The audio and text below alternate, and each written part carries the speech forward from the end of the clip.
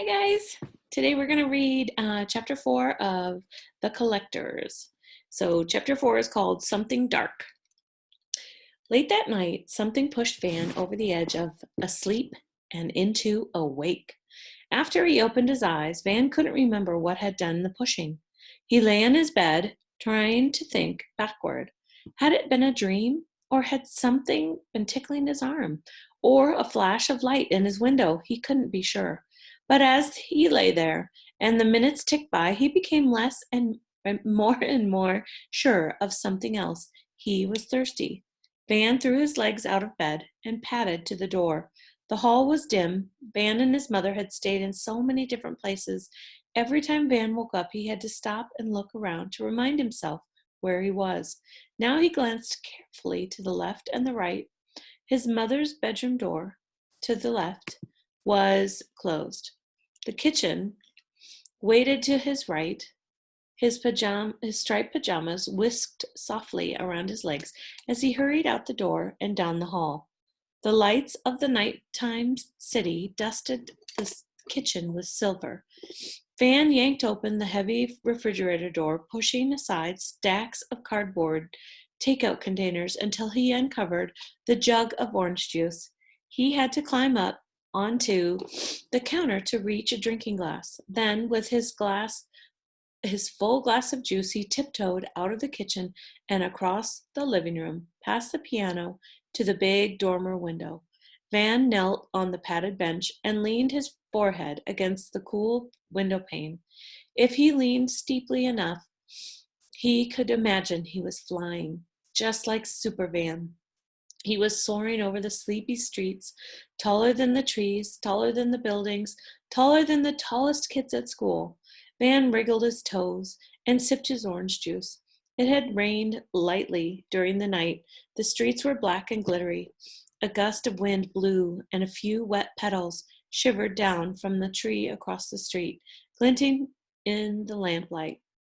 A taxi streaked by. If he had been looking at one of the puddles in the gutter, Van might have seen the tiny reflected wink of a falling star. But Van didn't see that falling star. What he saw came immediately after. What he saw was something dark.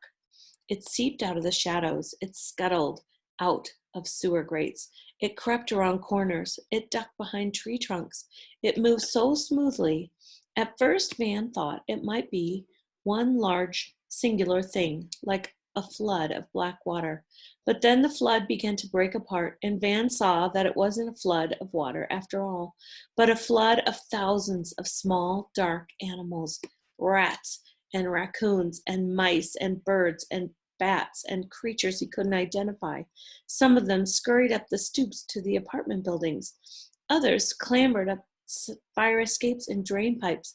The ones with wings soared to the rooftops and windowsills. Van watched, keeping perfectly still. The winged creatures wriggled between closed curtains, slid through blinds, slipped under sills. Seconds later, they reappeared.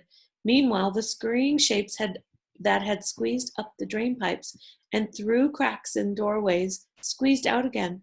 And now several of those creatures carried with them tiny, glimmering lights. Van squinted. He pressed his forehead against the glass as hard as he could. The creatures hurried into the street, the little golden lights glinting in their beaks and mouths and claws. Soon dozens of steady golden sparks seemed to mix with that sea of shadows like a swarm of fireflies on a black river. The shadows and sparks swept up the wet street. Before Van could blink, they had poured back through the sewer grates, glided around corners, and disappeared as quietly as they had come. A droplet of orange juice slid over Van's fingers. His entire body had been so focused on the shadows that his hand had forgotten what it was supposed to be doing. Van straightened up the glass and then pressed his forehead back to the window pane. The street below him looked perfectly normal. A car shushed past, its roof sheening under the street lamps. For several minutes more, Van watched the street, his eyes catching every glimmer of motion. Each glint turned out to be nothing but a wet leaf or a blowing candy wrapper. Still, Van went on staring until his eyes itched and his feet fell asleep. Finally, he inched back off the bench and tiptoed down the hall to his bed, where the rest of him quickly fell asleep too. By the time he woke the next morning, the small scurrying shadows seemed as unlikely as a dream, and Van told himself that was all they were, but he didn't quite believe it. Okay, that was kind of a short chapter, so I'm going to see how many pages we have for chapter 5. Okay, I'm going to try to read it. I'll try to kind of go fast.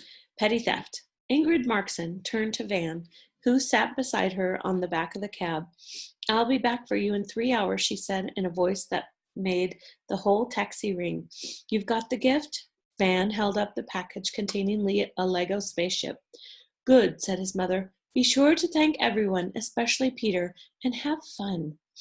Van wriggled out onto the curb, and he stared up at the Gray's house, an imposing four-story stone house in a row of imposing four-story stone houses. He was still staring up at it when the cab whizzed by him, whizzed away behind him.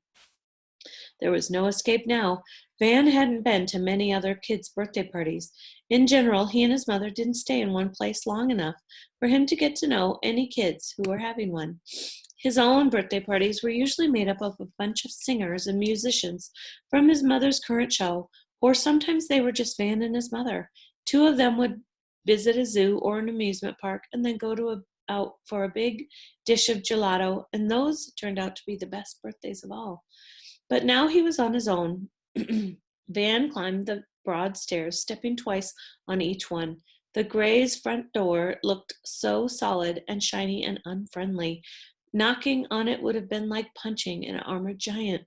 So Van pressed the doorbell instead. The door flew open. A young woman with glossy brown hair smiled down at him. "Hello," said Van, as politely and clearly as he could.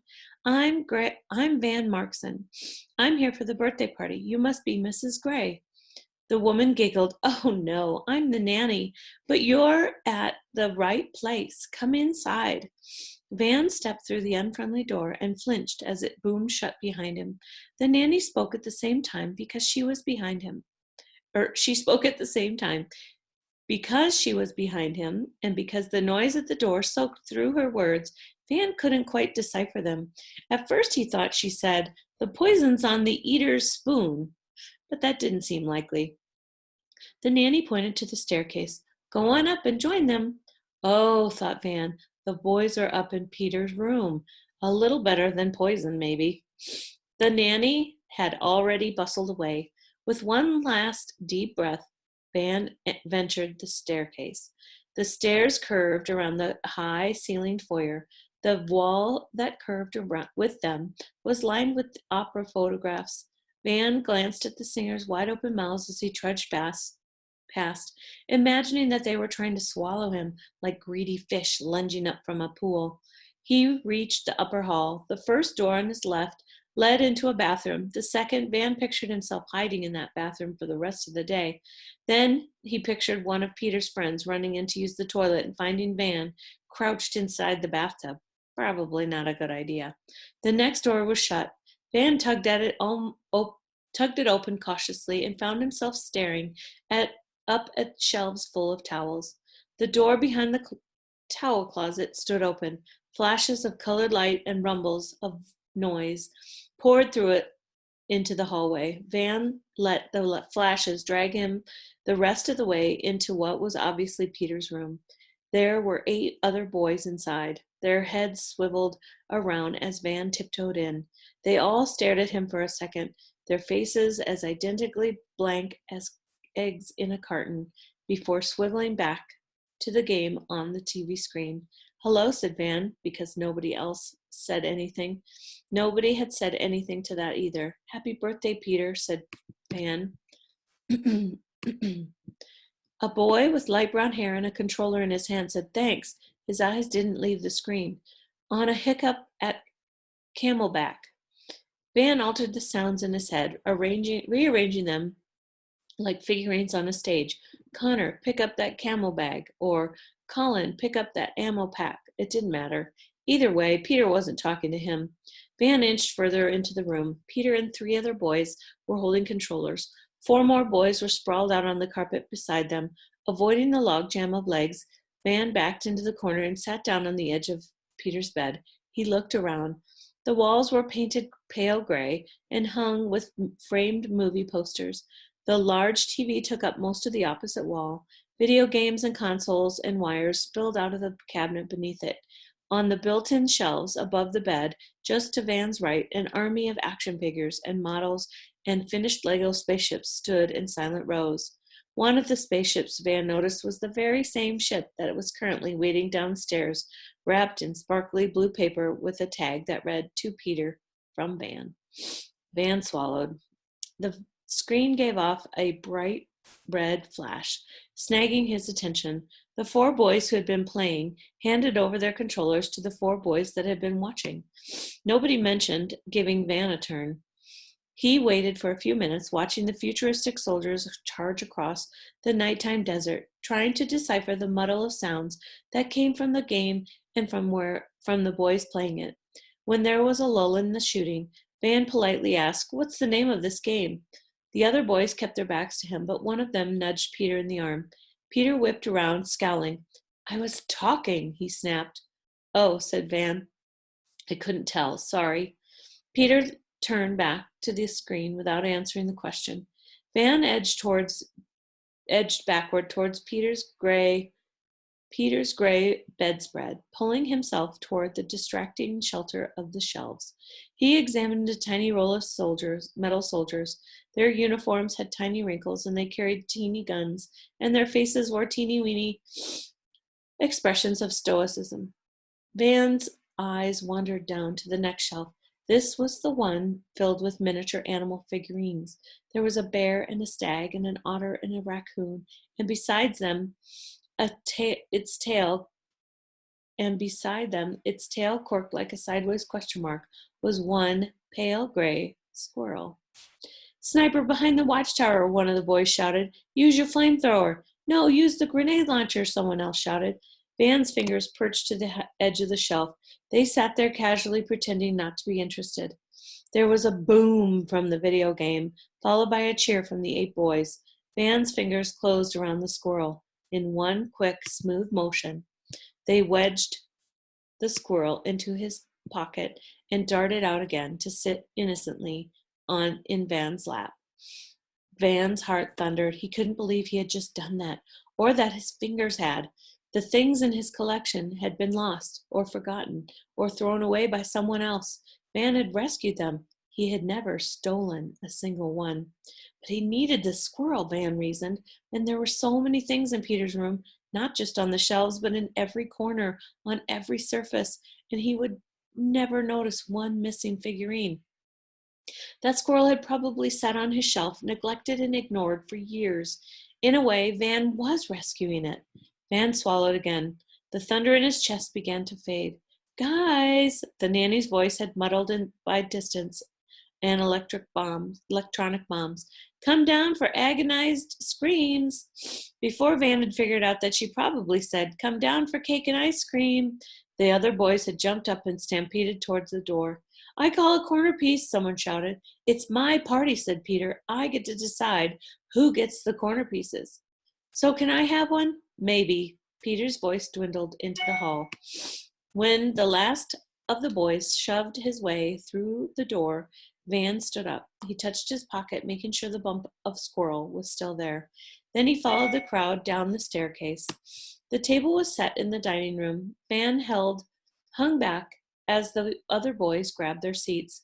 They were all talking at once, and the noise made his head ache, and he didn't know whose face to look at. He looked around the dining room instead.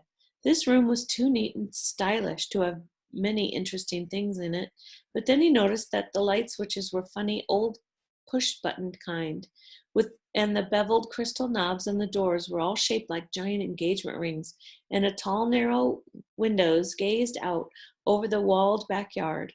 One of the windows was standing open. The branches of birch tree leaned close to it, its pale green leaves fluttering into the room like a bunch of impatiently waving hands. "That was amazing!" Someone's voice cut through the din. can't believe you hit him from that distance. It's like the game knew it was your birthday, the boy said with freckles. Yeah, happy birthday. Here's a dead alien. Oh, man, sighed a boy with tight black curls. That's what I got you. The other boys laughed.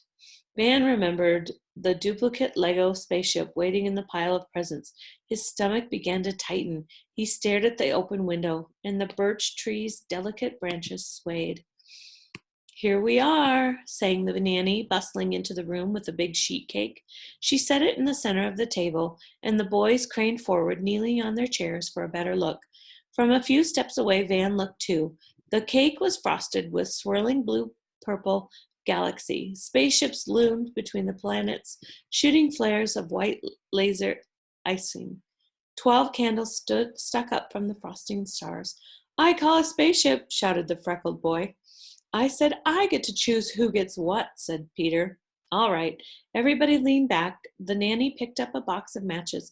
I don't want to set anyone on fire. Shouldn't we? Said Van before he could stop himself. Everyone turned to stare. Just shouldn't we wait for your dad? He finished. Peter frowned. No, he said, as if Van had suggested they squirt the cake with ketchup. He's at work. That's why the nanny is here. One of the other boys snorted. Oh, said Van, I guess that makes sense. Come and take a seat, Dan, said the nanny distractedly. Van stayed where he was. The nanny struck a match, and everyone started shouting again. Van took a small step backward. He gazed past the table toward the waving birch leaves, and then he watched a pale, almost silver, squirrel jump out of the birch tree and through the open window. It perched on the windowsill for a second, its eyes bright and tail twitching. Then it leapt toward the chandelier hanging above the table. The nanny had just finished lighting the candles. The other boys bumped one another, craning closer to the flickering cake.